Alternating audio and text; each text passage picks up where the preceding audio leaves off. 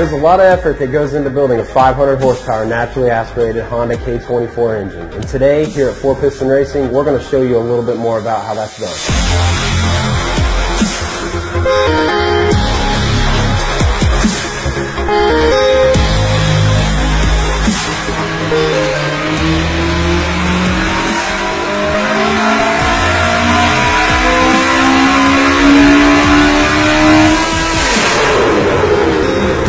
Piston Racing's been around about 20 years. We started this business in the garage just as kids. You know, we wanted to go racing. What we had in front of us at our fingertips was Honda 4-cylinder engines. So Josh and I started working on those, and we started out with cylinder head development, and that's been our core business this whole time. In order to do that, we have to do engine development, top to bottom, and do testing. So we do all of our cylinder head development, start to finish in-house, and then we deliver a CNC product to the end user.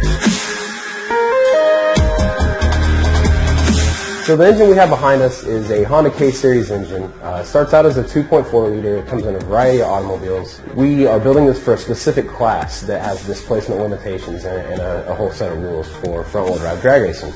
It's a 2.7 liter, and we get that displacement with a 106 millimeter Windbird crankshaft and a 90 millimeter bore with a wide-sphere piston. Starting kind of at the bottom, we have that Windbird crank connected to an aluminum GRP splayed beam rod. We got everything pretty light, you know, small rings, kind of squeezing every little bit of horsepower we can out of this thing right now. The cylinder head on this engine is a 430 CFM through an inch 510 valve, and that's at 650 lift. We use PSI valve string with Ferrea valves, titanium valves. The induction is a Kinsler 70 millimeter or 71.5 millimeter, depending on what we're running. So if you slap all these components together, you mail order, you buy them, you slap them all together, these engines will make between 460 and 480 horsepower, and they peak out around 10,000 RPM.